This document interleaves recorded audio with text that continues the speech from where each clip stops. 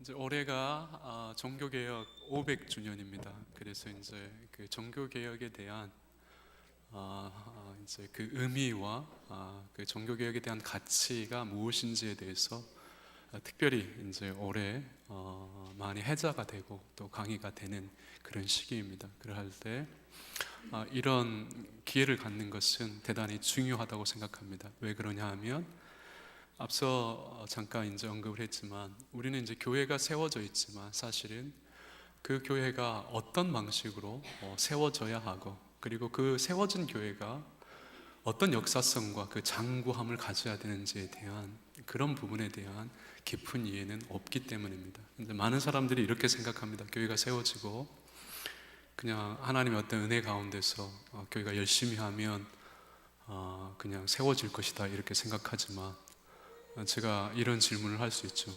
이 교회가 200년 갈 것 같습니까? 여러분 어떻게 생각하세요? 200년 역사를 가질 수 있을 것 같아요. 이제 이런 근본적인 질문이 실제로 이제 우리에게 이루어져야 됩니다. 한 지역에 그리고 한 시대 속에서 교회가 세워졌을 때 그 교회는 역사성을 가져야 된다. 그럴 때 단순히 역사성이 아니라 그 역사성이 주님의 오실 때까지 유지돼야 된다는 그런 전제의 역사성입니다. 그러니까 이제 종교개혁이 500년이 되었을 때 500년 동안 유럽 교회가 지금 유지되고 있습니다. 물론 과거보다는 조금 덜 힘있게 조금 더 한국 교회 비해보다는 훨씬 더 좀 연약하게 유지되고 있는 것처럼 보이지만 여러분 한번 생각해 보십시오. 한 교회가 세워져 가지고 한 지역의 교회가 세워져서 500년 동안 그 교회가 유지됐다. 쉬운 문제가 아니라는 것이죠. 그러니까 이런 문제를 한번 생각을 해보려고 제가 합니다. 사진을 이제 처음에 제가 세 가지를 한번 먼저 보겠습니다. 제가 오늘 이제 다룰 제목은 이제 아직 끝나지 않는 종교개혁인데 이제 종교개혁과 결국 그 한국교회 현실을 좀 진단하고 결국 이제 한국교회가 그 장관 역사성을 가기 위해서 어떤 준비가 좀 필요한지 이런 부분을 제가 이제 고민을 하려고 합니다. 물론 이게 이제 사실 이제 종교개혁 전체를 우리가 배우는 것은 너무 짧죠. 한 시간으로 그 전체 역사를 살피는 것은 사실은 물성설이죠. 근데 제가 이제 아주 핵심적인 것만 제가 살펴보도록 하겠습니다. 지금 지리에 보면 이제 그 1517년 10월 31일 이때가 이제 루터가 비텐베르그 성단문에 95개조 방방문을 이렇게 이제 게시한 날짜입니다. 이렇게 생각하죠. 많은 사람들이 이때부터 종교개혁이 시작됐다. 아닙니다. 그러니까 이제 종교개혁은 그 시대의 열망이었습니다. 이미 이제 로마 가톨릭이 너무 이제 타락을 해서 그 당시에 이제 거의 지식인들 그리고 또 어떤 성경을 보고 그리고 이제 교부들이 어떤 문헌을 본 그런 지식인들 그리고 아주 깨어있는 목회자들은 반드시 교회 개혁이 필요하다는 인식을 가지고 있었습니다. 근데 이제 문제는 뭐냐면 이것을 공적으로 말할 사람이 없었어요. 왜 그럴까요? 로마 가톨릭이 너무 거대한 종교 권력이었기 때문입니다. 그러니까 한 실례로 예를 들어서 이제 로마 가톨릭에는 종교 재판이라는 게 있습니다. 한번 거기에 끌려가면 살아나올 수가 없는 거예요. 그리고 이제 어떤 목회자가 그 당시에 이제 깨어있는 어떤 한 사람이 그걸 주장하면 곧바로 파문을 당합니다. 파문을 당한다는 것은 어떤 의미냐면 이제 우리가 교회 안에서도 이제 여러분들 그 7위 중에 출교라는 게 있죠. 물론 거의 지금 한국 교회에서는 무용지물이지만 이제 그거하고 똑같아요. 근데 여기서 이제 교회에서 쫓겨나는 그런 차원이 아니라 그 당시에는 이제 다 유럽 전체가 종교적 사회입니다. 그리고 로마 가톨릭의 어떤 통치와 지배 아래 있기 때문에 그 당시에 이제 파문을 당한다는 건 뭐냐면 법적인 보호를 못 받는 거예요. 이제 1521년에 이제 루터가 보름스 회의를 통해서 그때 파문을 당합니다. 그때 이제 이 파문을 당하니까 이제 당하면 죽일 수 있으니까 그 당시에 이제 작선의 선제후가 그를 바르트라는 성에 이렇게 숨겨두죠. 한 2년 정도 숨겨놓습니다. 왜 그러냐면 누가 와가지고 루터를 죽여도 그 부분에 대해서 어떤 법적인 책임을 묻지 않습니다. 그러니까 그 정도로 아주 무서운 사회였다라는 거죠. 그러니까 지금 그 당시에 이제 모든 사람들이, 지금 깨어있는 의식 있는 사람들은 지금 로마 가톨릭 교회가 개혁이 돼야 된다는 그런 인식을 다 가지고 있었습니다. 근데 이제 어느 누구 하나도 이것을 공적으로 말하지 못한 것이죠. 그러니까 여러분들이 이제 뭐 사회 자체가 혼란하고, 그리고 이제 어떤 그 국가 지도자나 아니면 어떤 조직의 지도자가 너무 엄하면 말할 엄두가 나오지 않죠. 그건 회사도 마찬가지고 학교도 마찬가지일 수 있고요, 교회도 마찬가지고 혹은 국가도 마찬가지일 수 있습니다. 그러니까 그 당시에는 이제 너무 무서운 거예요. 그러니까 그 당시에 많은 지식인들이 있고 종교개혁을 곳곳에서 교회 안에서 가르쳐지긴 했지만 이것을 공론화시킨 사람이 없었습니다. 그런데 이제 1517년 10월 31일이라는 것은 뭐냐면 이 종교개혁, 그러니까 소위 로마 가톨릭의 개혁을 공론화시킨 사건입니다. 이거 이제 공적으로 공공의 문을 연 거죠. 이것은 이제 논의 대상이다. 실질적으로 이것은 단순히 개별적인 어떤 개혁이 필요한 게 아니라 전체 유럽 교회가 드러내놓고 정말 로마 가톨릭 교회에 대해서 개혁을 논의해야 될 때다. 이것을 공적으로 문을 연 날, 이걸 이제 1517년 10월 31일인 겁니다. 이제 이런 의미에서 루터가 이제 95개조 방방문을 붙인 것 자체가 아주 큰 의미고 상징성을 가지고 있는 것입니다. 여러분들이 잘 아시는 것처럼 이제 대표적으로 종교 개혁자 세 사람입니다. 루터, 츠빙글리, 그리고 칼비니즘. 비텐베르그를 대표해서 루터가 있고요. 이제 스위스 추리를 대표해서 츠빙글리가 있고, 마지막 스위스 제네바를 대표해서 우리가 칼빈을 생각할 수 있습니다. 그런데 제가 이제 이분들에 대해서 이야기하려고 하는 것은 아닙니다. 이제 종교개혁의 어떤 전체적인 어떤 맥락을 이야기하려고 하기 때문에 제가 적어도 종교개혁자들의 이름 정도는 하긴 했으면 좋겠다는 차원에서 알려드리는 것입니다. 그리고 이제 이게 이제 잘 조금 흐리긴 하지만 하나의 그 당시에 이제 이건 17세기에 그려진 그림인데요.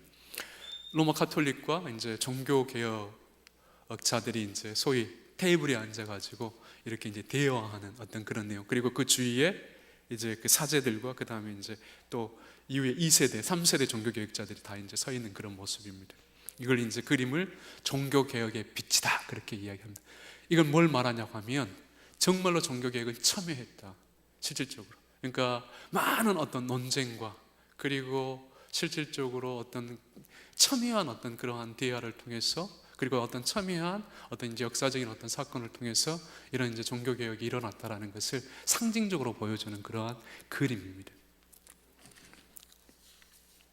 그리고 이제 이때로부터 이제 우리에게 500년이 흘렀습니다. 500년. 그래서 딱 500년입니다. 제가 이제 그 소론에서 이제 이 종교개혁의 어떤 이제 의미와 가치를 생각하기 전에 이것은 이제 단순히 그 시대만을 확인하는 것은 별 의미가 없습니다. 결국 그 종교개혁의 의미와 가치를 통해서 오늘 시대를 반추하는 게 중요합니다. 오늘 시대의 현실 교회를 직시하고 오늘 한국 교회가 어디로 가야 되느냐를 고민하는 게 중요합니다. 1884년에 처음 이제 북장로교회 의료 선교사 호레이스 알렌이 들어옵니다. 대략 130년이 됐습니다. 근데 이제 우리는 이제 이 개신교 역사가 130년이 됐는데 이 130년 동안 어떤 나라도 누려보지 못하는 어떤 교회의 풍요, 하나님의 어떤 은혜를 누리고 있는 게 사실입니다. 수치적으로 보면 지금 7만 8천여 개의 교회가 있습니다. 그리고 또 세계 50대 대형 교회들 가운데 22개가 한국 교회에 있습니다. 대단하죠. 그리고 900만 명의 신자들, 또 신자들이 헌금을 1년에 전체 평균으로 얼마나 정도를 낸다고 생각하고 있냐면 13조 정도입니다. 13조. 그러니까 우리가 이제 여러분들이 13조라는 개념은 얼마 감이 없었을 텐데 서울시 예산의 절반입니다. 엄청난 돈입니다, 사실은. 그 정도가 이제 헌금으로 이제 이렇게 1년에 모아지는 헌금이 그 정도 되는 걸 평균적으로 그렇게 생각합니다. 그리고 해외 파송 선교사가 170개국에 약 26,700명 정도가 지금 선교사들로 나와 있어요. 대단한 수치죠. 그러니까 이걸 이제 서구교회가 아주 긴 시간 동안 이렇게 이룩했던 것들을 우리는 지금 거의 130년 안에 이걸 이룬 겁니다. 근데 이제 문제는 뭐냐면 이게 얼마나 오랫동안 지속될 수 있겠는가 하는 겁니다. 제가 이제 질문했죠. 200년을 지속할 수 있겠는가?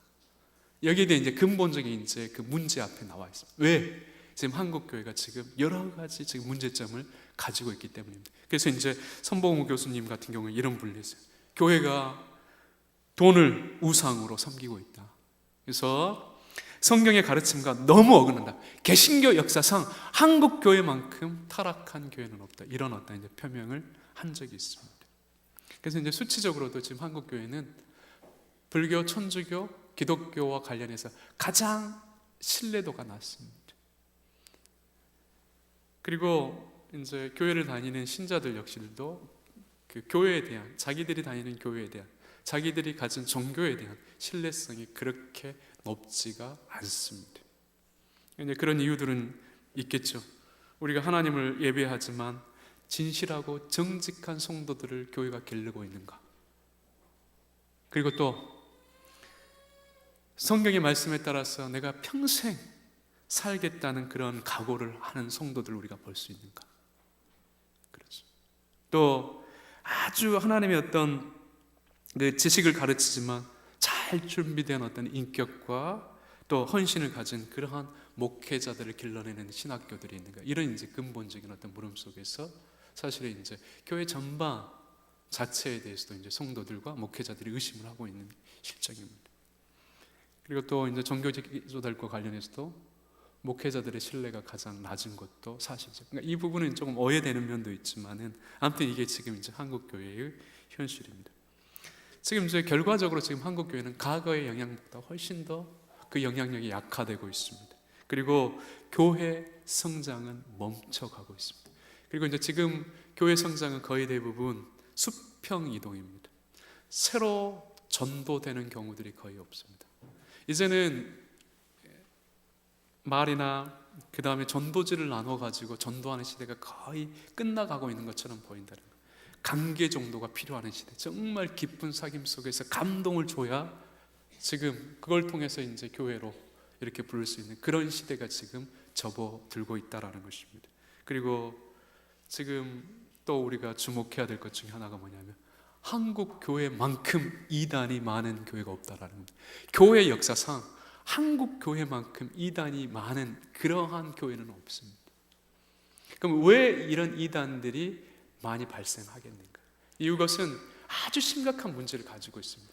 더 이상 그들이 세력이 커졌다 이런 문제가 아니라 지금 진리의 객관성이 사라지고 있는 현상입니다. 그러니까 이단이 가르치는 내용이나 일반 교회에서 소위 가르치는 교회에서 그 내용을 판단할 수 있는 기준이 점점점 사라지고 있다라는 그 현상 속에서 이단의 반응이 지금 한국 교회에서 이렇게 일어나고 있다라는 아주 중요하고 우리가 고민해야 될 그런 내용 중에 하나입니다.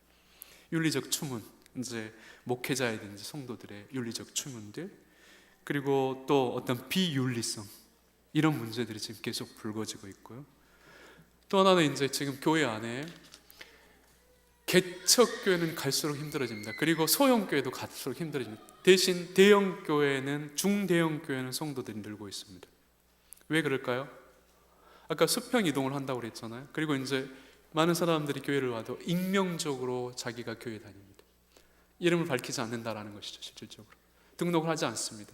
그리고 어떤 직분자의 어떤 직책을 받지 않습니다. 그냥 내가 예배드리고 헌금하고 회개 기도하면 자기 어떤 종교적 의무를 다 했다고 생각하는 그런 식의 익명적 신앙인들이 갈수록 늘기 때문에, 그러나 엄밀하게 말하면 이러한 익명적 신앙인들은 손님입니다. 그러니까 하나님께서 이제 가시적인 교회를 주시고 그 가시적인 교회 안에 실제로 이제 진리와 또 그 교회의 질서를 위한 어떤 교회의 규범을 허락하시고, 그리고 그 교회 규범 안에 성도가 어떻게 신앙생활 해야 되며 어떻게 살아야 되는지에 대한 모든 그런 기준들을 주셨을 때 그걸 다 무시하고 그냥 예배 드리는 것만으로 내 신앙의 책임을 다했다. 그 사람을 우리는 이제 신자라고 하지 않고 선님이라고 한다라는 겁니다. 근데 이제 이러한 현상들이, 이제 이러한 어떤 이제 익명적 신앙인들이 갈수록 많아지고 있다라는 것입니다. 더군다나 이제 또 신앙의 가치는 사라지고 이제 교회가 너무 이제 돈만 밝히는 이제 그런 어떤 인식이 사실은 이제 많아지고 있는 그런 문제들도 지금 한국 교회 전반에 약화시키는 그런 이제 원인들입니다. 우리가 볼 때 지금 교회 이기는 그러한 측면에서 예부에 있지 않습니다. 내부에 있습니다. 결국 이제 종교 개혁을 통해서 우리가 이제 우리 자신에 대한 성찰, 과연 왜 종교 개혁이 일어났고 그 종교 개혁을 통해서 종교 개혁자들이 이루려고 했던 교회, 그리고 그 교회가 장구한 역사를 통해서 유지되기 위한 어떤 조건들이 무엇인가에 대한 고민이 필요한 시기라는 것입니다. 제가 이제 이런 질문을 할 수 있습니다. 하나 여러분들에게, 한국 교회 위기가 왔을 때 단순히 이제 그 위기는 앞서 이제 제가 질문했지만 200년의 역사를 우리가 이제 넘기기 힘들 수 있다, 이런 문제만을 낚겠느냐는 겁니다. 그것보다 더 중요한, 그것도 아무것도 아닙니다. 그러니까 교회가 사라져도 실질적으로 하나님의 교회가 사라지는 건 아닙니다. 우리가 한국 교회 전체 한 명의 성도가 없어도 하나님의 교회나 성도들이 없어지는 게 아니에요. 다른 나라에 다 흩어져 있습니다. 또 근데 이제 중요한 것은 참된 종교가 한 나라에 한 시대 속에서 없을 때 그 결과가 무엇인가에 대한 고민이 필요하다라는 것이죠. 그러니까 한국 교회가 타락을 해서 실제로 그 타락했을 때 그 결과라는 것은 단순히 200년, 300년의 역사를 갖지 못한다, 이런 의미이겠느냐, 이것보다 훨씬 더 심각한 의미를 가지고 있느냐에 대한 고민이 필요하다라는 것이죠. 어떨 것 같습니까? 소위 바른 종교가 없는 사회, 어떨 것 같습니까? 바른 종교가 하나도 없는 사회.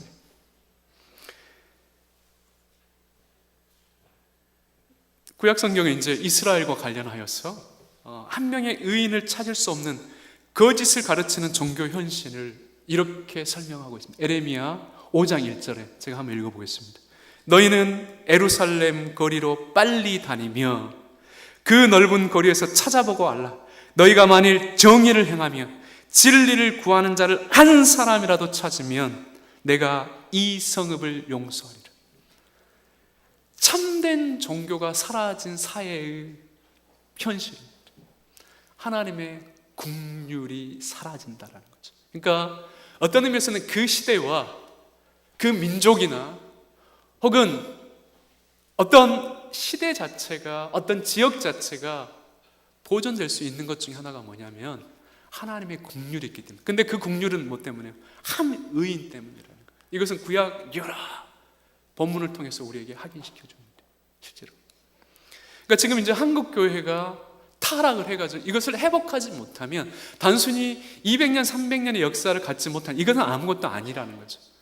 긍휼이 없는 사회, 하나님의 긍휼이 없는 사회의 그 비참함을 우리가 경험할 수 있다는 것입니다. 그래서 모든 시설 속에서 이제 교회는 구원의 방주, 그냥 전도를 해가지고 교회를 채우는 것만 그 역할을 하지 않았습니다. 동시에 그 사람들이 오면 그 사람들을 어떤 존재로 만들어야 되냐, 어떤 존재가 되게 해야 되냐, 그게 이제 필요했죠. 실제로 우리는 이제 그런 차원에서 성경은 이제 교회를 규정할 때 구원의 방주이면서 파수꾼적인 역할을 한다, 이렇게 이야기를 합니다. 그래서 하나님의 말씀을 듣고 그 시대에 깨어있는 그런 사람들로 살아가는 것입니다. 그리고 그렇게 살아가는 사람을 뭐라고 하냐면 성경은 의인이라고 하는 거죠. 그러니까 사실은 교회의 존재성의 가장 중요한 이유 중에 하나가 뭐냐면 그 의인을 길러내는 데 목적이 있다는 것이죠. 한 명의 의인을 길러내는. 근데 이제 우리는 이렇게 질문할 수 있다는 겁니다. 한국 교회가 지금 교회에 있어든지 학교에서든지, 그러니까 이제 지금 교회 학교에든지 의인 한 명을 길러낼 수 있는 그러한 어떤 내용과 그런 시스템과 그런 열정을 우리가 가지고 있냐는 거예요. 정직한 사람을 길러내는 거, 정말 믿을 수 있는 사람을 길러내는 거. 내가 그 교회를 10년, 20년, 30년 다녔는데 그 사람하고 대화를 하고 그 사람에게 어떤 일을 맡기고 또 우리가 그 아이들이, 그 교회에서 자라는 아이들을 우리가 실질적으로 이제 교육을 하고 그 아이가 어떤 학교에서든지 사회에서 할 때 그 아이는 믿을 수 있는 애다, 정직한 애다, 믿을 수 있는 사람이다, 내가 이것을 맡겨도 그 사람은 아주 책임 있게 정직하게 이것을 감당할 수 있는 사람이다. 이런 어떤 신뢰성이 있는 사람으로 길러내느냐는 겁니다. 지금 이런 것 자체도 실패하고 있다라는. 교회는 오죠. 근데 우리는 이제 그런 어떤 정직함과 신뢰성, 정말 하나님의 뜻대로 살겠다는 그런 각오를 하는 그런 성도들을 우리가 길러내고 있는지에 대한 근본적인 어떤 질문을 하게 한다라는 것입니다. 그래서 이제 이런 면에서 우리가 이제 고민해야 될 것은, 교회는 1차적으로 부흥을 하기 전에, 교회 성장을 이야기하기 전에 오히려 참된 교회가 없음으로 결과될 수 있는 하나님의 구원의 역사와 그분의 임재에 대한 종교를 우리가 두려워해야 된다라는, 이게 이제 지금 종교 개혁자들에게서 가장 큰 문제였어요. 왜 로마 카톨릭이 타락을 한 이후에 왜 개혁을 이야기해요? 구원의 역사가 사라져 버린다는, 그리고 하나님의 어떤 임재와 긍휼이 사라져 버린다는 그런 것들을 가장 먼저 두려워했다라는 것을 우리가 기억할 필요가 있다라는 것입니다. 그래서 타락한 세상 속에서 교회가 존재하는 가장 근본적인 이유 중에 하나입니다. 구원의 방주로서 역할을 하지만 동시에 시대의 파수꾼으로서 정직한 사람, 의인을 길러냄으로 인해서 하나님의 긍휼을 얻도록 하는 것. 그러니까 시대가 다 망해도 한 사람 의인 때문에 하나님은 그 시대를 유지시킵니다. 정직한 그 교회 하나를 위해서 그 모든 세대를 향해서 하나님께서 은혜와 긍휼을 베푸신다. 그런 어떤 이제 의식이 우리에게 필요하다라는 것이죠. 그래서 이제 교회의 참된 부흥은 근원적인 어떤 존재감을 회복하는 데 있습니다. 이게 이제 종교개혁의 가장 중요한 목적 중에 하나입니다. 그러니까 하나님이 타락한 세상 속에서 교회를 세우신 본래의 기능을 회복하는데 종교개혁의 어떤 의의와 목적이 있다라는 것입니다. 그래서 이제 우리가 500년 전에 종교개혁을 기념하는 것은 단순히 역사를 확인하는 건 아무런 의미가 없습니다. 몰라도 돼요. 실질적으로 여러분들 뭐 칼빈 이름을 알면 뭐하며, 루터의 이름을 알면 뭐하며, 사건을 알면 뭐하며. 중요한 것은 왜 종교개혁이 일어났으며, 그 종교개혁을 통해서 하나님께서 어떤 일을 하셨으며, 결국 그 종교개혁을 통해서 우리가 그 종교개혁을 살핌으로 인해서 오늘 현실교회를 어떻게 봐야 되는가를 정확하게 직시하는 데 있습니다. 그리고 우리 교회를 살피고 오늘 한국교회를 살피고 세계교회를 살피는데 의미가 있고, 결국 그러할 때 우리가 아직 개혁되어 있지 않으면 개혁을 해야 되고, 우리가 아직 준비되지 않으면 준비가 되어야 되고, 우리가 결단하지 않았으면 하나님 앞에 신실히 살겠다는 그 결단을 하는데 어떤 종교개혁의 이런 어떤 이제 내용을 살피는 데 의미가 있다는 것을 우리가 기억할 필요가 있다는 것이죠. 이제 좀 더 구체적으로 이제 종교 개혁의 의미를 한번 살펴보도록 하겠습니다.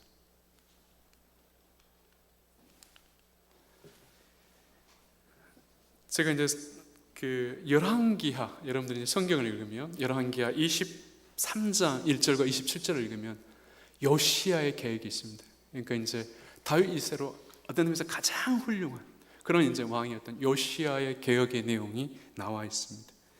그리고 이제 특별히 이제 열왕기하 23장과 1절에 3절에서는 요시야의 종교 개혁의 기준을 우리에게 알려줍니다. 한번 제가 읽어보죠. 왕이 보내 유다와 예루살렘의 모든 장로들을 자기에게로 모으고, 또 이에 왕이 여호와의 성전에 올라가매 유다 모든 사람들과 예루살렘 주민과 제사장들과 선지자들과 모든 백성이 노소를 막론하고 다 왕과 함께 한지라. 왕이 여호와의 성전 안에 발견한 언약책의 모든 말씀을 읽어 무리의 귀에 들리고, 왕이 단 위에서 서서 여호와 앞에서 언약을 세우되 마음을 다하고 뜻을 다하여 여호와께 순종하고 그의 계명과 법도와 율례를 지켜 이 책에 기록된 이 언약의 말씀을 이루게 하리라 하매 백성이 다 그 언약을 따르기로 하니라. 이게 이제 요시야의 개혁의 아주 중요한 하나의 핵심이며 기준입니다. 그래서 이제 요시야는 여호와의 율법에 근거해서 어떤 이제 본래 종교의 근본을 회복한 겁니다. 그래서 이제 가장 먼저 신앙 정신인 언약의 책을 들려줬습니다. 정말 우리가 추구해야 될 신앙이 뭐냐? 그래서 이제 모세의 율법의 내용을 잘 읽어준 것이죠. 읽어준 겁니다. 그리고 또 그 언약을 세워가지고 하나님의 말씀을 순종할 것을 결단하게 했습니다. 네가 정말 그렇게 살아야 된다. 그렇게 살다고 너희가 결단을 해야 된다. 그렇게 이제 이야기했죠. 그 다음에 이제 끝으로 참된 종교의 본질을 흐리게 하는 모든 미신, 우상, 거짓 제사장들 다 제거합니다. 이것은 우리가 이제 그 이후의 절들에서 확인합니다. 지금 이제 이것을 통해서 여러분들이 이제 성경을 읽어보면 흥미로운 기록이 있습니다. 실제로 이제 구약의 이스라엘은 이제 타락을 하면서 거의 하나님의 어떤 진노 중에 있었습니다. 그럴 때 므낫세라는 그 왕의 그 잘못으로 인해서 이제 남유다도 완전히 하나님께 멸망을 받을 것이다. 이렇게 이제 경고를 받죠. 근데 이 요시야의 개혁을 통해서 실제로 므낫세에 의해서 지금 멸망당할 그것들을 이렇게 이제 물러간다는 겁니다. 그러니까 이게 늦춰집니다. 그러니까 지금 이제 므낫세를 통해서 분명하게 이제 하나님의 진노가 남유다에 임해 있는데 요시야의 계획을 통해서 요시야 때는 이 멸망이 하나님의 진노가 건너갑니다. 왜 그럴까요? 하나님의 긍휼이 있기 때문에. 긍휼이. 그리고 그 이후에 하나님의 어떤 진노가 온다라는 것이죠. 소위 이제 유다를 향하여서 내리신 진노를 이 요시야의 개혁 때문에 돌이키신다는 겁니다. 이런 면에서 볼 때 이제 참된 개혁이라는 것은 어떤 외적인 운동이 아니라 가장 먼저 하나님의 말씀으로 돌아오는 길입니다. 타락한 시대 속에서 하나님을 경외하며 그분의 말씀에 따라서 살고자 할 때 발생하는 열매가 종교 개혁이다라는 것이죠. 그러니까 우리가 이제 종교성이 중요하지 않습니다. 내가 하나님의 말씀을 청종하고 그 말씀에 따라 살고자 하는 그 각오와 결단, 어떤 현실 속에서 내가 그렇게 살고자 하는 몸부림, 이게 사실 이제 종교 개혁을 낫게 하는 겁니다. 하나님의 긍휼을 얻게 한다는 것을 잊지 않아야 된다는. 그러니까 이제 이런 원리 속에서 16세기 종교 개혁도 생각해야 됩니다. 그래서 이제 역사의 흐름 속에서 이제 로마 가톨릭이 타락을 하니까, 그리고 이제 세속주의의 어떤 길을 걷게 되니까 그 교회를 다시금 성경의 가르침에 근거하여서 본래의 길, 본래의 모습을 회복하도록 한 게 종교 개혁이다라는 것이죠. 중세 이래로 이제 로마 가톨릭 교회가 완전히 타락을 합니다. 실질적으로 크게 이제 교리적인 면에서 타락을 하고, 교회적인 면에 타락을 하고, 그리고 생활적인 면에서 이제 타락을 하죠. 그럴 때 이제 이것을 하나님의 말씀에 근거해서 다 회복하는 겁니다. 교리를 회복하고, 교회를 회복하고, 삶을 회복하는 것입니다. 좀 더 우리가 이제 구체적으로 보기 위해서 16세기 이제 종교개혁 당시에 이제 로마 가톨릭이 얼마나 타락했는가를 한번 생각을 해보도록 하겠습니다. 특별히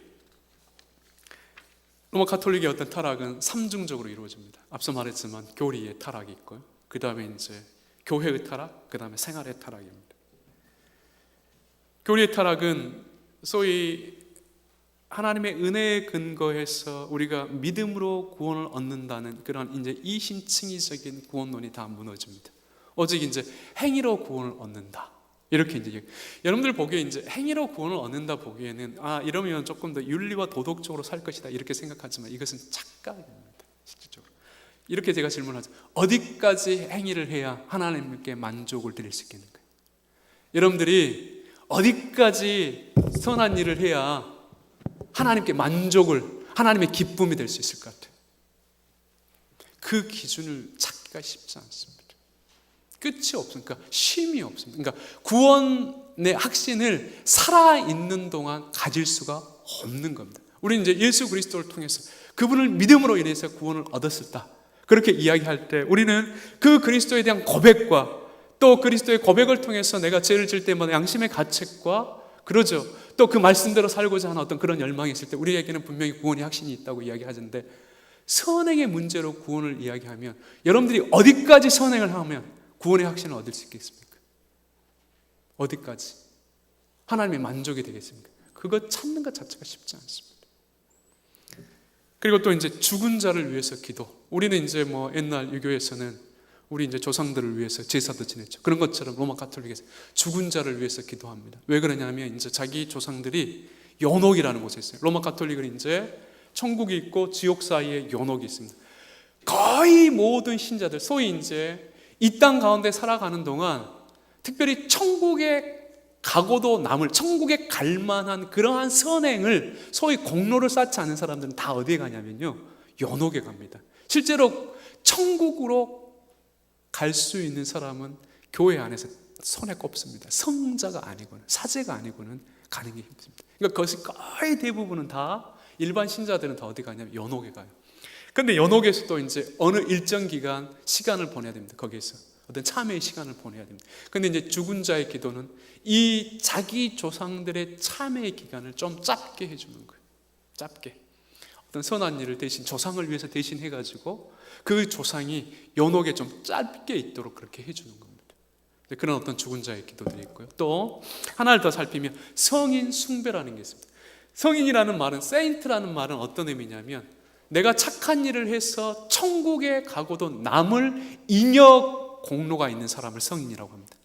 그러니까 이제 이 성인들이라는 것은 착한 일을 너무 많이 해가지고 천국에 가고도 남을 잉여 공로가 있어요.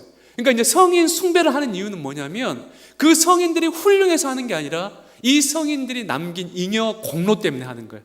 내가 주님 기도해가지고 이 남은 잉여 공로를 내게 좀 주십시오. 나도 좀 천국도 가고 내 조상들도 좀 천국도 가게 해주십시오. 이렇게 기도하는 걸 성인 숭배라고 하는 겁니다. 그러니까 이제 이렇게 된 것은 다 어떨까요? 실제로 일반 카톨릭 신자들은 절대로 구원의 확신을 가질 수가 없습니다. 사제가 끝까지 처음부터 사제의 어떤 말을 들어야 되고요, 자기 스스로 성경을 읽고 예수 그리스도를 믿음으로 인해서 어떤 구원의 확신을 가질 수가 없는 거예요. 신앙의 어떤 평안 자체도 누릴 수 없습니다. 그 다음에 이제 교회 타락과 관련해서는 성유물 숭배, 모든 것을 다 숭배했습니다. 왜 그러냐면 예를 들어서 이제 중세 시대에 보면 예수님이 이제 십자가에 이제 돌아가셨잖아요. 그 나무의 조각, 그러죠. 예수님이 이제 구유에 누우셨는데 그 구유에 어떤 볏짚단, 이제 이런 것들을 다 거기에다 신성을 부여, 은혜를 부여해가지고 여기에 어떤 하나님의 은혜가 있는 것처럼 이렇게 규정을 한 거예요. 그러니까 이제 그것을 숭배하는 겁니다. 그걸 가지고 있거나 부족처럼 이걸 가지고 있으면 내게 행운이 있고 하나님의 은혜가 있다, 이렇게 생각하는 거예요. 자, 여러분, 이렇게 되면 어떻게 될까요? 예수님이 돌아가신 십자가의 나무 조각 가격이 얼마 정도 할 것 같습니까? 한번 여러분들 만약에 실제로 그런다고 하면 얼마 정도? 수천, 수억입니다. 그러니까 그게 이제 장사를 했고, 그렇죠. 그러니까 이제 교회 전체가 그런 어떤 장사 소굴이 됐을 뿐만 아니라 오히려 그것을 만들어 가지고 속여 파는 사람들이 숱하게 있어 왔습니다. 이제 그런 어떤 모습이 있었죠. 그리고 또 사제의 면죄권, 우리가 이제 면죄부라고 하는데, 지금 이제 우리가 죄를 지어도 로마 가톨릭은 그냥 사제, 여러분들 그 영화에서 보셨죠? 영화에서 보면 고해성사를 하면 죄를 용서받습니다. 그렇죠. 그런데 이제 더 확실하게 용서받았다는 것을 확인시켜 주는 게 뭐냐면 면죄부예요. 여러분들 한번 제가 이런 질문을 할 수 있죠. 기도를 잘못을 했어요. 회개 기도를 했는데 회개 기도를 하셨을 때 네 죄가 용서되었다라는 확신을 얼마나 갖습니까? 늘 마음에 찜찜함이 있죠. 기억이 있기 때문에. 그렇죠. 그런데 여기에 이제 면죄부로 이 사람의 죄는 용서되었습니다. 얼마나 더 크게 확신하시겠어요? 그러니까 이제 이게 일반화된 겁니다. 엄청나게 많은 사람들이 사죠, 실제로.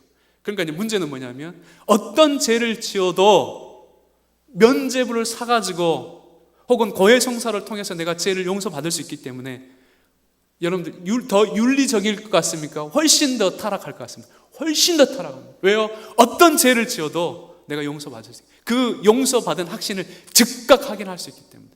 우리는 실제로 죄를 지어가지고 기도해도 즉각적으로 확인이 되지 않습니다. 마음의 가책이 늘 있죠.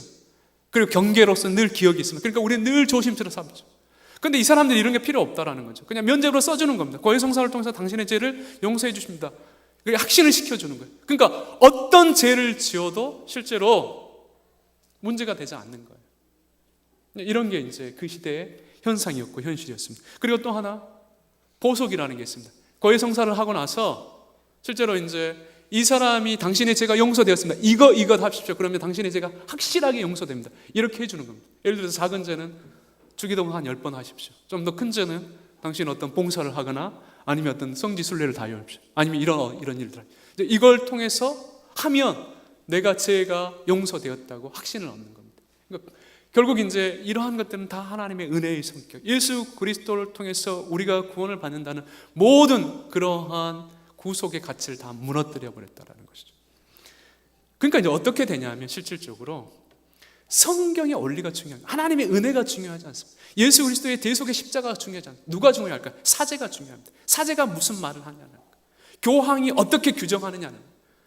그러니까 사람이 지금 어떻게 말해주냐는 거예요. 이게 이제 중요하게 된 겁니다. 여기에 이제 생활의 타락을 보면 실제로 이제 사제들의 어떤 이제 도덕적 타락은 아주 이루 말할 수 없었습니다. 그래서 그 당시에 이제 많은 사람들이 사제들을 향해서 호색가다, 주정뱅이다, 그리고 이제 도둑이다, 사기꾼이다, 거짓 맹세자이다. 그리고 이제 교회 자체가 어떤 이제 돈 있는 사람 고리대금업도 하고요, 또 어떤 도박장까지 운영하기도 했습니다. 그리고 이제 사제들의 어떤 성적 방종, 이것도 우리가 이제 심각한 문제였습니다. 이제 사제들이 혼자 살아야 되니까, 그렇죠? 혼자 살아야 되니까 이것 때문에 그 당시에 사제들의 3분의 1 정도가 다 거의 내연 관계에 있었다, 이런 기록을 우리가 확인할 수 있습니다. 제가 지금 이제 여러분들이 나눠준 프린트 중에 실제로 이제 제네바에 있었던 한 기록입니다. 기록. 제가 잠깐 읽어볼게요. 교구의 회계 장부들은 1518년 1월에서 1520년 1월까지 2년 동안 수입의 3분의 1은 교구의 하급 사제들이 결혼한 여자들, 그리고 처녀들이나 하녀들과 맺은 성관계 때문에 물은 벌금들이 기록되어 있다. 그 처녀들의 23번 임신이나 출산이 그 결과 때문이라는 것도 밝혀져 있다. 1522년에 시민들의 분노는 극에 달했다. 4명의 시민들이 증언하기를 2명의 여자 포주가 거기에서 창녀들을 데리고 영업할 때 매일 밤 사제들과 수도승들 그리고 그 외의 사람들이 들락거렸다라는 것이다. 그리고 1527년에 사람들은 마들랜드 교회의 사제들이 여러 명의 여자 포주들이 영업하고 있는 매운구를 차지하고 있었다고 시의회에 신고했다. 이런 기록들, 이런 어떤 이제 신고들이 곳곳에서 확인되고 있습니다. 제가 이제 이것보다 더 많은 이야기를 할 수 있는데, 우리가 그 면제부 판매와 관련해서 어떤 제 목록들을 보면 우리가 상상하기 힘든 일들이 벌어졌습니다. 그 다음에 이제 성직매매, 모든 팔 수 있는 어떤 이제 소위 교회 직분을 다 팔았다라는 거죠. 그러니까 이제 루터가 이제 있었던 지역이 작센이라는 지역입니다. 그 지역을 관할하는 소위 이제 대주교의 나이가 몇 살이냐면 25살. 이 사람은 25살에 대주교가 됐고 27살에 이제 종교개혁이라는, 어떻게 25살에 대주교가 될 것 같습니까? 그 사람 기족이었는데 돈을 주고 산 겁니다. 어마어마한 돈을 주고 샀어요. 그것도 자기 돈이 아니라 독일에서 이제 푸거가라는 가장 이제 고리대금 업자가 있어요. 이제 유럽에서 가장 큰 부자. 그 사람한테 막대한 돈을 빌린 겁니다. 그래가지고 이제 이후에 이 돈을 갚기 위해서 면제부 팔면 절반은 내가 교황에게 주고 절반은 내가 갚겠습니다. 이래가지고 작센 지역에 소위 이제 면제부를 판매하기 위해서 사람들이 온 거예요. 이제 그때 이제 이 사람을 끌고 온 사람이 택젤입니다. 이 택젤을 세워가지고 작센지로 오니까 루터가 이 부분에 대해서 의의를 제기한 거예요. 대화 좀 하자. 그러면서 이제 95개조 방방문을 붙인 겁니다. 그러니까 우리가 이제 그 당시에는 이제 종교가 본질적인 면에서 그 기능을 다 상실했다는. 근데 이제 제가 이런 질문을 할 수 있습니다. 외형적으로 볼 때 여러분들, 일반 신자들이 볼 때 성경에 대한 기준이 없으면 이렇게 타락했다는 것을 알 수 있을까요, 없을까요? 네? 알 수 있겠습니까, 없습니까? 절대 없죠. 교회가 있습니다. 매주 미사가 드려져요. 그러죠? 사제가 있어요. 늘 어떤 이제 거룩한 어떤 이제 종소리도 나고, 또 그러죠. 이제 미사는 어떤 본례대로 이루어지고, 확인할 수가 없어요. 그러니까 이제 성경의 가르침, 그들은 어떤 이제 성경의 가르침에 따라서 종교가 어떠해야 되는지, 구원이 어떠해야 되는지, 하나님이 어떠하신 분지, 예수 그리스도의 어떤 구속의 사건과 그 의미가 무엇인지 이러한 것들을 배워본 적이 없다라는 거예요. 그러니까 종교적 외형에 있어서는 실제로 그 시대가 타락했는지 안 했는지조차도 확인할 수 없다라는 거예요. 한국 교회도 마찬가지일 수 있습니다. 종교적 외형만 보면 대단하죠. 실제로 화려합니다. 그러나 그 이면에 있어서 우리가 실제로 성경이 말하는 내용에 근거해서 그 본질을 보면 지금 한국 교회도 많은 곳에서 지금 개혁하지 않으면 이 교회가 오래 존립할 수 없는 그러한 지경에 와 있다는 것도 우리가 확인할 수 있다는 것이죠. 그래서 이제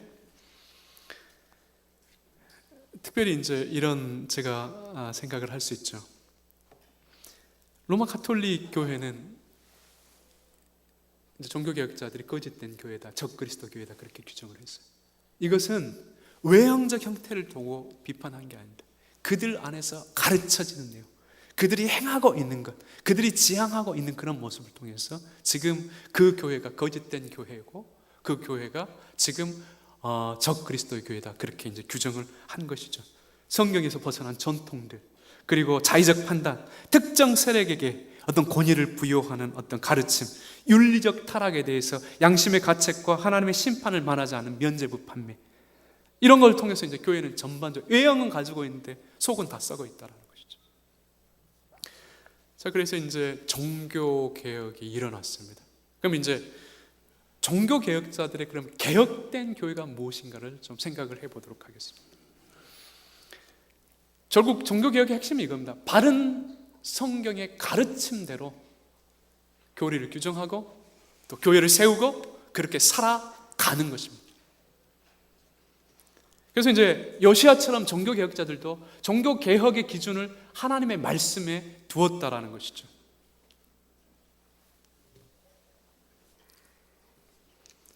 그래서 종교 개혁은 바른 성경에 대한 이해 속에서 타락한 교회와 타락해 가고 있는 교회를 분별하고 그 교회가 다시 새롭게 될 수 있도록 하는 신앙 정신과 신앙생활의 바른 기준을 제공해 주는 것입니다.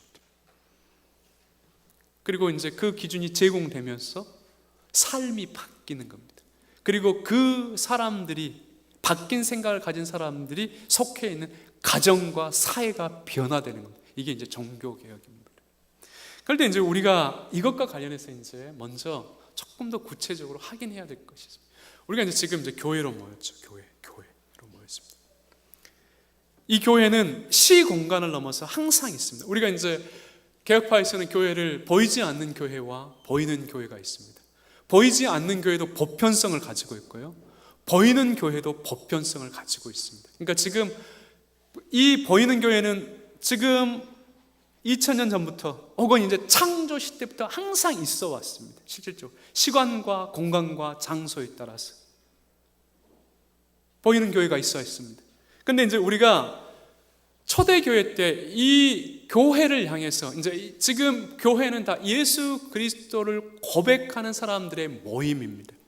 그러니까 우리가 지금 서울에서 내가 이 그리스도를 고백하든, 부천에서 고백을 하든, 뉴욕에서 고백하든, 스위스에서 고백하든 상관없이 모두가 다 그리스도 안에서 하나라는 거죠.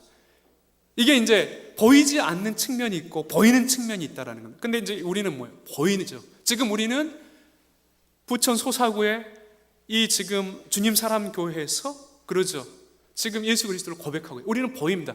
근데 지금 이러한 어떤 이제 그 이 모임과 고백을 우리만 하는 게 아니라 서울에서도 하고 있고, 제가 속한 강병교회도 하고 있고요, 또 외국에서도 하고 있고, 전 세계에서 지금 그리스도를 고백하고 매주 모이고 함께 이제 신앙생활을 하고 있다. 이것도 이제 뭐라고 하냐면 보이는 보편교회라고 한다는 것입니다. 그러니까 교회는 우리 교회만 있는 게 아니에요. 전 세계에 흩어져 있습니다. 시간과 공간 속에 흩어져 있습니다. 그러할 때 지금 이제 로마 가톨릭 교회가 이제 종교개혁자들에 의해서 이제 그 종교개혁자들에 의해서 새로운 교회가 이제 세워지니까 로마 가톨릭은 이 종교개혁자들을 향해서 너희들은 분파주의자들이다 이렇게 이야기했습니다. 여기서 말하는 분파는 초대교회 이단적 분파입니다. 소위 정통교회에서 바른 가르침에서 벗어난 사람들만의 어떤 교회, 이걸 분파교회라고 하는데 그렇게 규정했어요. 근데 이제 종교개혁자들은 아니다, 우리는 지금 분파교회를 세우는 게 아니라 너희들이 지금 잘못 간 것을 우리는 새롭게 회복합니다. 본래대로 회복한 거다. 우리는 너희가 지금 잘못 간 것을 우리는 지금 본래대로 회복한 것이다. 이렇게 이야기해요. 이제 그런 이해 속에서 어떤 개념이 상생되냐면요, 보편교회라는 것은 정통교회라는 말과 동일시 됐습니다. 그러니까 정통교회라는 건 뭐냐면 초대교회로부터 소위 사도적 가르침의 근거, 선지자적이고 사도적 가르침의 근거에서 계속해서 이 가르친 내용들을 면면히 계승한 교회를 말합니다. 그러니까 우리가 지금 이제 한 지역에 교회가 세워지고 지금 여기에 주님 사랑교회가 있지만 지금 안종석 목사님이 만약에 선지자적이고 사도적 가르침에 근거해서 가르치는 내용을 가르치지 않으면 그 사람은 이제 이 교회는 정통교회나 보편교회 이론이 아니라고요. 이단입니다. 정통교회라고 할 수도 없고 보편교회라고 할 수 없다라는 것이죠. 이제 이것과 관련해서 여러분들 이제 생각해야 될 건 뭐냐면 지금 주님의 교회는 목사가 자의적인 것을 가르치거나 자기 생각을 가르친거나 자기 마음대로 교회를 운영하는 게 아니라 성경의 가르침과 그 원리에 따라서 설교를 하고 직분도 세우고 교회도 운영해야 된다라는 거예요. 그러니까 우리가 이제 웨스트민스터 신앙 고백서라든가 교회 헌법 이런 걸 존중하는 거예요. 그런데 이제 오늘날 많은 사람들은 이게 왜 필요하냐, 이게 필요 없다 이렇게 생각을 하는 거죠. 설교를 들어도 늘 새로운 것만 요구합니다. 이것 자체가 교회를 망하게 하는 겁니다. 그러지 않습니다, 여러분. 교회가 2000년 됐습니다. 숱한 이단들이 왔고 숱한 타락이 있어요. 대표적인 것이 로마 카톨릭이에요. 그들은 뭐예요? 처음에는 성경적이었죠. 그러나 점점 자기의 신앙 색깔, 자기만의 권위, 자기만의 안락함, 자기만의 교회 체제를 유지하기 위해서 성경과 점점 멀어지면서 자기들만의 전통을 세운 것입니다. 그러면서 완전히 타락을 했어요. 우리가 생각을 해야 됩니다. 한 목사의 가르침이 어디에 기준을 두고 있어야 되는가? 교회가 어떻게 운영이 되어야 하는가? 직분이 어떤 원리 속에서 세워져야 되는가? 교회가 어떻게 작동되어야 되는가? 이것은 인간의 아이디어나 생각이나 판단이 아니라는 거예요. 역사 속에서 이미 선지자적이고 사도적인 그 가르침에 근거해서 그것이 더 체계화된 교리, 그리고 그 교리와 관련해서 교회를 공적으로 세우기 위한 교회 규범에 근거해서 교회는 세워지는 거예요. 그 교회가 보편교회고 그리고 정통교회라는 것이 규정이 된다라는 것이죠. 앞서 말했죠. 왜 한국교회 이단이 많다고요? 이런 기준이 없기 때문입니다. 교회 세우고 설교만 하면 교회가 아닙니다. 새로운 걸 말하는 게 교회가 아니에요. 좋은 목사가 아니에요. 그 내용이 무엇인가에 대한 점검이 필요합니다. 어떤 기반을 두고 설교를 하고 있고 어떤 기반 속에서 지금 그 교회가 운영되고 있는가를 생각해야 된다는 것이죠. 그래서 반드시 지상의 교회가 보편교회 그리고 정통교회가 되려면 거기에 대한 점검이 필요하다는 거예요. 우리가 지금 성경적인가, 그리고 그 성경의 기반 속에서 우리가 이제 교회를 운영하고 있는가에 대한 점검이 필요합니다. 그래서 이제 교회의 가장 중요한 것 중에 하나가 진리의 수호입니다. 첫 번째. 그 다음에 진리를 가르치는 것입니다. 그리고 또 그 진리를 통해서 일치를 이루는 데 있습니다. 이게 교회의 사명이에요. 목사는 그 일을 위해서 세워진 겁니다. 당회는 그것을 관리 감독하기 위해서 세워지는 거예요. 노예는 전체 교회가 그렇게 이고 있는지, 개교회가 그렇게 하고 있는지를 감시하기 위해서 노예가 세워집니다. 노예는 7위입니다. 당회도 7위예요. 7위를 할 때 그 목적은 뭡니까? 성도들이 지금 바른 가르침에 근거해서 생활을 하고 있고 바른 가르침에 근거해서 신앙생활을 하고 있는지 점검하고 관리 감독하기 위해서 세워졌다라는 것이죠. 근데 이제 지금 이제 그런 기능들 다 잃어가고 있죠. 행정당회로 바뀌어버리고 행정노예로 오직 행정적인 것만 다 바뀌어. 본래적인 어떤 기능들이 점점점 사라지고 있다는 것입니다. 그래서 이제 역설적으로 창조 세계의 시간관 속에서 흩어져 있는 개별 교회들이 하나님의 말씀과 분리되어 있으면 그 교회는 정통교회도 아니고 보편교회도 아니고 이단교회입니다. 거짓된 교회입니다. 그러니까 우리가 이제 기독교를 규정할 때 기독교를 성경적이면서 역사적이라고 합니다. 이단도 성경 가지고 있죠. 그러잖아요. 우리보다 더 열심히 가르쳐. 그걸로 교회를 규정할 수 없습니다. 역사 속에서 성경이 어떻게 가르쳐져 왔는가, 역사 속에서 성경이 어떻게 읽혀왔는가, 그리고 숱한 이단들과 숱한 신앙의 사건들과 교회 일들이 있어요. 그러면서 이제 교회는 그것을 분별하면서 무엇이 옳은 것인가에 대한 기준을 세우면서 왔습니다. 그걸 뭐라고 하냐? 교리라고 합니다. 그리고 그것을 공적으로 고백한 것을 신앙 고백서라고 하는 거예요.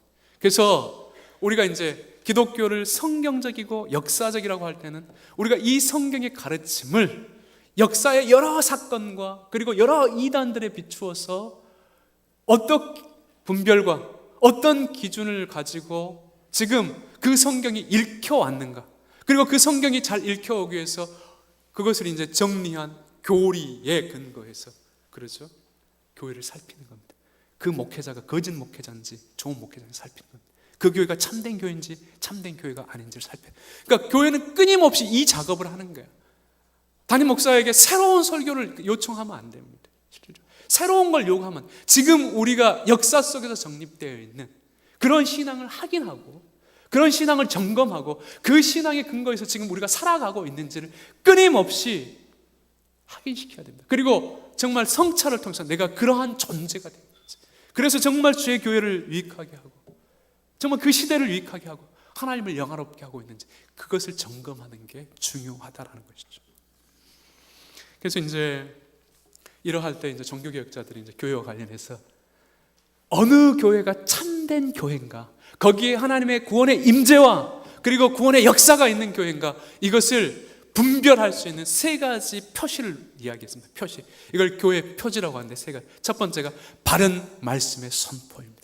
앞서 말했죠. 이 바른 말씀의 선포는 내가 성경만을 이야기하는 게 의미 아니다. 문제는 뭐예요? 이 성경을 누가 가지고 있다고요? 이단을 가지고 있어요. 바른 말씀의 선포라는 것은 지금 역사 속에서 이 성경이 어떻게 읽혀왔는가요?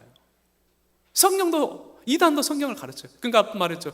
2000년 동안 이단들이 있어왔고 잘못된 거짓 선지자들이 있었고 거짓 어떤 목사들이 있어왔고 여러 가지 사건이 있었을 때 성경이 어떻게 해석되고 읽혀왔는가, 그리고 그것을 잘 분별하고 이해할 수 있도록 기준을 세웠다고. 그걸 뭐라고요? 교리. 그걸 공적으로 표명한 것을 우리가 신앙 고백서라고 하는 거예요. 그러니까 바른 설교라는 건 뭐냐면 한 목사가 그냥 성경을 짠 펴가지고 연구해가지고 가르치는 것, 이것과 함께 동시에 대신 이렇게 펴가지고 연구해가지고 가르치는 것이 역사적으로 정립된, 역사적으로 고백된 신앙 고백에 근거하신 거예요. 바른 교리에 근거한 것인가, 바른 어떤 가르침에 근거한 것인가에 대한 기준이 필요하다. 그러니까 이제 담임 목사님들이, 저도 마찬가지, 모든 목사님들이, 좋은 목사님들 설교하면 새로운 걸 이야기하지 않습니다. 묵상하고 정리해서 최종적으로 내가 이 가르치는 것이 역사 속에서 정립된 교리와 신앙 고백서와 다르지 않는지, 분리되어 있지 않는지, 이탈되어 있지 않는지, 그걸 점검하고 가르치는 것이, 이게 좋은 설교입니다. 그러니까 바른 가르침이라는 것은 내가 생각한 것을 내 자의적으로 이야기하는 걸 말하는 게 아니에요. 성경을 해석하되 거짓 선지자들도 있고 이단들도 있고 그들의 가르침이 아닌 정통적인 가르침, 이미 선지자적이고 사도적인 그 가르침, 역사 속에서 면면이 계승되어 온 그런 가르침에 근거해서 성경을 해석하고 그 해석된 내용을 설교하고 있는 것, 이게 바른 가르침입니다. 그래서 이걸 첫 번째 교회 표지라고. 그 다음에 이제 두 번째 교회 표지가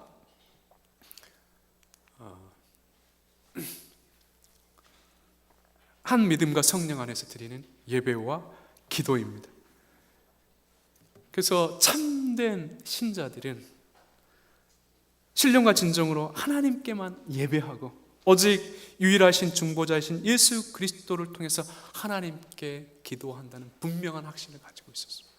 그래서 우리는 아무에게나 예배하는 게 아닙니다. 하나님께 예배하는 거예요. 그러니까 우리가 이제 한번 생각을 해봐야 돼요. 우리가 지금 이제 주일날 특별히 예배는 하나님께 예배하는 겁니다.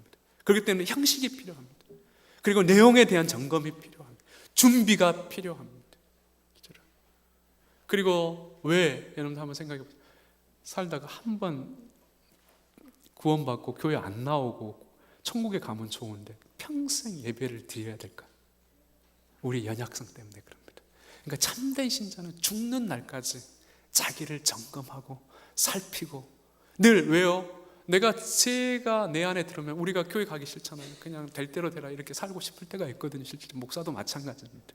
목사도 사람이기 때문에. 근데 이제 이런 주일 예배를 통해서 이러한 어떤 특강이나 설교를 통해 점검하게 하는 겁니다. 그래서 그 구원에 이탈되지 않도록 우리가 하나님 안에 있다는 것을 늘 확인시켜 주는 것입니다. 그러니까 성도는 그 예배를 즐거워하는 것이죠. 말씀을 즐거워하는 것입니다. 그리고 어려울 때 그 하나님께 기도하는 것입니다. 그래서 내가 구원에 이탈되지 않고 평생 하나님을 기뻐하시고 정말 하나님을 영화롭게 하는 그러한 어떤 신자가 될 수 있도록 은혜를 구하며 사는 자가 바로 신자입니다.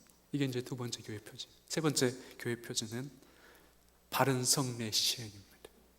그래서 로마 가톨릭이 이제 미신적 어떤 성례를 이제 시행했을 때 종교개혁자들은 그것을 비판하면서 주님께 제정하신 성례를 통해서만 우리가 그분의 구원의 약속에, 구원의 언약에 참여할 수 있다고 주장했습니다. 강조했습니다. 그래서 우리가 이제 한 1년에 4번 정도 성례가 시행이 돼 세례성찬식 중요합니다. 그건 보이는 말씀입니다. 구원의 확신을 갖게 하고 지금 우리가 그리스도와 연합되어 있다는 것을 우리가 확인한다는. 그런데 로마 가톨릭은 이게 다 미신으로 올려요. 왜 그럴까요? 로마 가톨릭은 뭐냐면요, 그 성례를 통해서 은혜가 주입됩니다. 주사기처럼, 주사기처럼. 성례에 참여하지 않으면 실질적으로 그들은 구원을 못 받아요. 구원의 확신도 얻을 수는 없어요. 우리는 성례에 참여하지 않아도 구원을 얻는 문제가 없어요. 대신 그 성례를 통해서 주는 은혜와 또 그걸 통해서 확신하는 어떤 구원의 확실성이 있습니다. 그런 것 때문에 늘 우리가 그 성례를 확인하게 하고 그 성례를 우리가 시행하도록 하고 그 성례에 참여하도록 하는 겁니다. 그래서 이제 그 성례를 통해서 주는 어떤 은혜를 누리도록 한다라는 것이죠. 그래서 여러분도 한번 생각해 보세요. 제가 이런 질문을 하죠. 지금 이 교회는 신앙적 내용으로 안전합니까? 예, 그렇게 하셔야 돼요. 그러니까 이런 질문이 필요하다는 거예요. 지금 어떤 교회 안에서 말씀이 그 교회에서 가르쳐지고 그 교회에서 주장되는 모든 안전한가? 정말 하나님의 임재와 하나님의 구원의 확실성을 가질 수 있는 그러한 내용들이 가르쳐지고 있는가? 그러한 가르침이 있는 교회인가?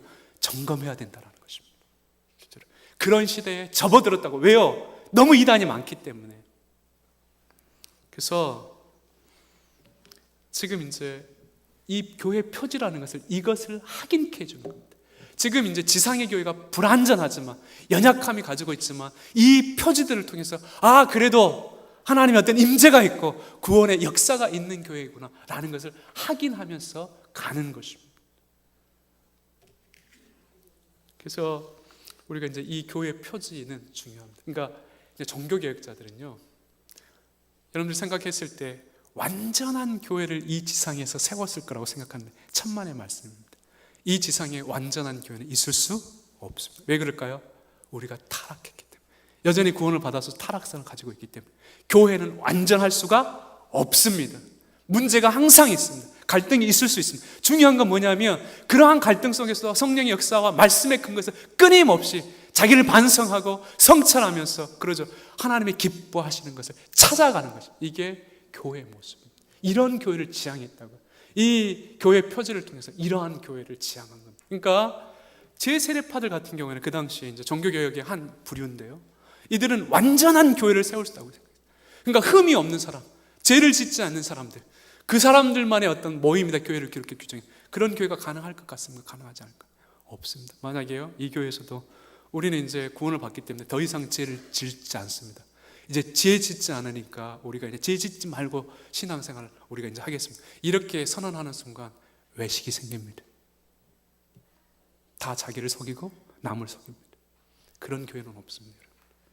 왜 이제 종교개혁자들은 완전한 교회를 세우려고 하는 게 아니라 이 표지가 살아있는 교회, 이 표지가 살아있는 교회를 통해서 불완전하지만 이 표지가 바르게 살아있을 때, 바르게 세울 때 하나님의 역사도 있고 하나님의 임재도 있고 구원의 역사도 있다는 것을 우리에게 확인시켰다는 것이죠.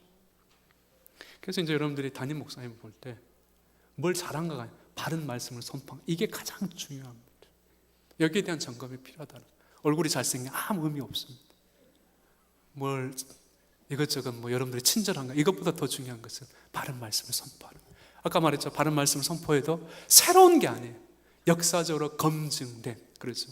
이미 선지자적이고 사도적 가르침에 근거해서 이미 몇몇이 2000년 동안 이루는 그 정통 교리에 근거해서 성경을 해석해주고 그런 설교를 하고 있는가, 그러한 내용이 우리 주일학교에서부터 작년에 이르기까지 그런 어떤 가르침이 이루어지고 있는가, 그걸 확인해야 된다. 그걸 하도록 끊임없이 관리 감독해야 되고 그것을 요청해야 된다. 그게 좋은 교회입니다. 그래서 이제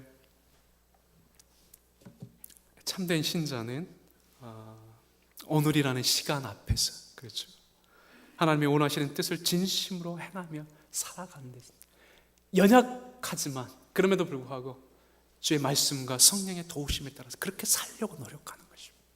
그런 교회를 세우려고 하는 것입니다. 이게 이제 좋은 신자의 모습, 그런 신자들이 모여서 좋은 교회가 되는 것입니다. 그래서 이제 종교개혁자들은 이제 이러한 교회를 세우기 위해서 끊임없이 노력을 했다라는 것을 기억할 필요가 있죠. 그래서 이제 우리가 이제 정리하는 측면에서 이제 한국 교회를 조금 살펴봐야 됩니다. 한국 교회를 조금 더 객관적으로, 한국 교회 헌실이 어떠한가 하는 거. 지금 이제 한국 교회에서 정말 이러한 어떤 이제 아까 세 가지 표지를 얘기했는데, 이러한 표지가 온전히 드러나도록 교회가 노력을 하고 있는, 이런 데 관심이 있는가? 아니면 한국 교회는 정말 성장하는데, 외형만 키우는데 이런 데 관심이 있는가? 한번 점검해 볼 필요가 있다는 것이죠. 외형적 형식에 있어서는 문제가 없을 수 있지만, 그러나 본질적인 면에서 많은 문제를 지금 한국 교회가 가지고 있다는 것을 부인할 수 없는 현실입니다. 그러니까 왜 그럴까요? 제가 한번 증명을 해보겠습니다. 우리가 이제 이단 말고 지금 이제 이단과 정통교회 경계에 있는 교회들이 상당히 많이 있습니다. 그래서 이제 보면 신자들의 양심과 신앙생활을 바른 교리적 입장에 근거한 하나님의 말씀이 아닌 사적이고 미신적인 가르침과 계급적 권세를 통해서 지배하는 교회를 거짓된 교회라고 한다. 제가 숱한 예를 들 수 있지만 그냥 넘어가겠습니다. 그 다음에 두 번째, 거짓된 교회는 어떤 식으로든지 하나님보다는 사람을 더 순종하도록 하는 교회다. 사람을 순종하도록 하는 교회. 그렇죠. 하나님의 이름을 내세우지만 성경이 가르치지 않는 것을 강조할 때, 그것은 하나님의 선하신 뜻을 벗어난 우상 숭배라는 것을 알아야 됩니다.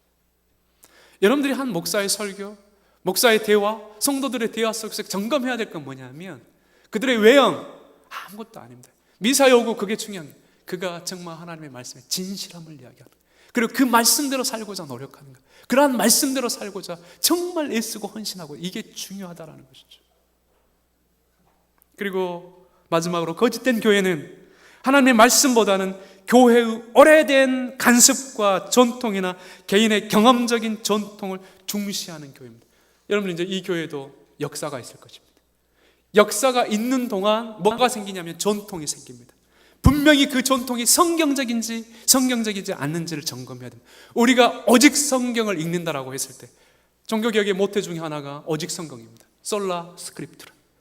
그러니까 우리가 성경을 읽으면 지금 내게도 전통이 있습니다, 나름의. 그리고 교회 자체도 전통이 생깁니다. 그 성경을 읽고 그 성경에 벗어나 있는 내가 생각, 삶의 모습을 가지고 있으면 우리는 개혁해야 된다라는 거예요. 교회도 마찬가지입니다. 교회가 10년이 지나고 20년이 지나고 30년이 지나면 뭐가 생긴다고요? 전통이 생긴다고요. 전통이. 이 교회는 전통이 있습니까? 없습니까? 저는 잘 모릅니다. 전통이 있을 거죠. 그런데 그 전통이 성경적인지 성경적이지 않는지를 점검해야 된다는. 그러면 과연 성경적이지 않으면 가감히 그걸 개혁해야 된다. 이게 솔라 스크립트, 오직 성경에 대한 이해를 가지고 성경을 읽는 자의 신자의 태도입니다. 그런데 우리는 성경을 읽어도 아무런 개혁할 생각이 없다라는 거죠. 자기 자신에 대한 어떤 성찰도 없고 교회에 대한 어떤 성찰도 없습니다. 끊임없이 그냥 옛날 것을 고집하는 것. 그러나 이 고집하는 것 자체가 성경적이지 않을 때 강함이 개혁해야 되는, 이게 종교개혁의 정신입니다. 과연 이제 한국교회가 어떠한가라는 거예요. 지금 한국교회도 전통이 형성되고 있습니다. 그리고 성경의 말씀보다는 인간 자체를 앞세우는 것들이 너무 많이 있습니다. 그리고 성도의 어떤 양심을 조작하는 일들이 지금 한국교회에 너무 많이 생겨나고 있다는 것이죠. 그래서 여러분들이 이제 이러한 면에 있어서의 어떤 교회 점검, 그리고 교회를 객관적으로 살피는 성찰이 필요하다라는 거예요. 그래서 이제 츠빙글리 같은 분은 이렇게 이야기했어요. 하나님의 말씀에 대해서 말로 가르치는 것을 행동하며 사는 것을 성도의 가장 훌륭한 삶의 가치로 생각했다라는 것이죠. 좋은 목사, 좋은 성도는 배운 바대로 사는 것입니다. 배운 바대로 생각하고 배운 바대로 말하고 배운 바대로 행동하는 거예요. 물론 연약성이 있어요. 그런 지향성을 가지고 사는 것, 그리고 그러한 지향성을 갖는 교회가 가장 좋은 교회고 가장 훌륭한 성도라는 것, 목회자라는 것을 여러분들이 기억하셔야 된다는 겁니다. 근데 이제 문제는 뭐냐면 더 심각한 것은 오늘 한국 교회가 구원의 진정한 의미, 인생의 진정한 가치가 무엇인가를 밝혀주지 못하고 계속해서 성장 이주, 성공 이주의 성공신이라 끊임없는 행사를 통해서 신자들의 감성과 열심을 자극하는 활력 목회에 너무 집중하고 있다는 것입니다. 성경을 읽고 자기 성찰을 해야 돼요. 설교를 듣고 성경 공부를 하면 자기 성찰을 해야 됩니다. 자기 성찰을 하고 우리가 속한 교회를 객관적으로 보는 노력을 해야 된다는 거예요. 그래서 지금 내가 하나님 앞에 어떻게 살고 있는가, 내가 지금 성경을 읽는 자로서 그 가르침에 근거해서 지금 내가 어떤 생각과 어떤 말을 하고 있고 어떤 행동을 하고 있는가, 지금 우리 교회는 어떠한가에 대한 성찰이 필요한데 이런 데 관심이 없습니다. 성공하는데, 교회가 크는데, 그렇죠, 그냥 재밌고 즐거운 데만 온 교회가 관심을 쏟고 있다는 것이죠. 결국 한국 교회가 망하는 지름길입니다. 그래서 이것 때문에 깊이 있는 복음의 해석보다는 방법론을, 질보다는 양을 추구하면서 사람들의 기호에 따라 눈과 귀를 즐겁게 해주는 세속화된 종교의 옹호자로 우리가 이제 그 길을 지금 한국 교회가 선택해 가고 있는 것처럼 보인다라는 거죠. 결국 이제 이러한 성공 신학과 활력 목회는 창조주요 또 구원주이신 하나님에 대한 깊이 있는 이해를 갖지 않도록 합니다. 정말 하나님의 깊은 지식, 정말 하나님이 성경을 통해서 우리에게 알려주신 구원에 대한 깊은 그 은혜의 성격, 정말 넓고 깊은 그 은혜의 풍성함이 무엇인지를 우리로 확인시켜 주지 않는다는 겁니다. 그리고 그뿐만 아니라 바른 신학, 깨끗한 양심, 그리고 기독교 윤리, 거룩한 헌신, 이런 것들을 상실하게 하죠. 그냥 종교적인 형식 자체 그냥 매이고 재밌고 즐겁게 신앙생활을 하면 된다, 그렇게 아닙니다. 말씀에 근거한 존재가 돼야 된다는 거죠. 여러분들, 좋은 신자는 좋은 아버지가 돼야 됩니다. 좋은 엄마가 돼야 됩니다. 좋은 부모가 돼야 됩니다. 좋은 신자가 돼야 됩니다. 좋은 직장인이 돼야 됩니다. 좋은 친구가 돼야 되고 좋은 시민이 돼야 됩니다. 성경적 원리에 근거해서 점검해야 됩니다. 지금 우리는 어떻게 신앙생활하고 있는가. 이게 지금 종교개혁자들이 우리에게 요구한 것이고 종교개혁의 목적이기도 했다는 것을 여러분들이 잊지 않아야 된다는 거예요. 이제 이러한 이해 속에서 볼 때 아직 한국교회는 종교개혁이 끝나지 않았다는 것입니다. 한국교회는 종교개혁자들 통해서 개혁된 내용이 무엇인가를 살펴야 돼요. 우리 안정석 목사님이 이런 내용을 잘 가르칠 것입니다. 귀담아 드려야 됩니다. 듣기 싫어도 들어야 돼요. 반복해도 들어야 돼요. 거의 애우셔야 됩니다. 중요한 것은 배우고 뭐예요? 내가 그렇게 될 때까지 배워야 된다는, 이게 중요합니다. 그렇게 한 교회가 되는 거예요. 이걸 점검하는 게 중요하다. 그리고 또 그 개혁된 내용에 비추어 오늘 교회를 직시하면서 더 개혁되어야 할 것이 무엇인가를 확인해야 한다는 것이죠. 하나님의 은혜와 진리는 옳지 않는 것에 침묵하도록 하지 않습니다. 오히려 마음을 동하게 하고 애통한 마음을 주며 또 옳은 것을 말하게 합니다. 설령 고난이 온다고 해도 거절하거나 뒤로 물러서지 않게 합니다. 말씀이 선포되는 곳에 성령의 역사가 있습니다. 그 성령이 우리의 생각과 마음과 삶을 주장하는 거예요. 우리의 가책, 우리의 삶의 지향성, 이걸 다 주장하는 거예요. 그래서 우리는 그렇게 사는 존재가 돼요. 우리가 언제까지 살지는 모르지만 하나님은 그러한 방식으로 우리를 죽는 날까지 이끌어 가신다는 걸 잊지 않아야 된다는 거죠. 정리 이제 하겠습니다.